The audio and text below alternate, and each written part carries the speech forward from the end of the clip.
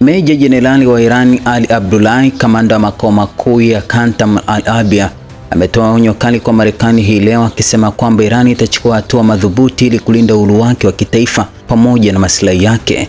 Jenerali Abdullahi alisisitiza kwamba ikiwa Marekani itaendelea na kizuizi cha majini kisicho halali na kusababisha kuzuiliwa kwa meli za kibiashara na meli za mafuta za Iran, hii itachukuliwa kama ukiukwaji wa mapatano ya kusitisha mapigano. Alionya kwamba katika hali hiyo, majeshi yenye nguvu ya Iran hayataruhusu usafirishaji wowote wa kuuza au kununua kuendelea kupita Ghuba ya Uajemi, Bahari ya Oman au Bahari ya Sham. Iran itachukua hatua kwa nguvu zote ili kulinda uhuru wake wa kitaifa na maslahi ya taifa, Abdullahi alisisitiza, na kuongeza kwamba jeshi la Iran liko tayari kujibu kwa nguvu zote dhidi ya uchokozi wowote unaoendelea. Shirika la ujasusi la IRGC limeripoti kwamba majeshi ya Marekani yameanza kuondoka kufuatia uoga dhidi ya majeshi ya Iran. Shirika la ujasusi la IRGC limeripoti kupitia akaunti yake ya mtandao wa X kwamba tathmini za ujasusi zinaonyesha kiwango kikubwa cha kutojiamini na kukata tamaa miongoni mwa majeshi ya Marekani yaliyoko katika eneo hilo. Ripoti hiyo inahusisha kupungua kwa morali na sababu kadhaa, ikiwa ni pamoja na mashambulizi madhubuti ya makombora na ndege zisizo na rubani za Irani kwenye kambi za Marekani, kutokuwepo kwa umakini kutoka kwa maafisa wa Washington.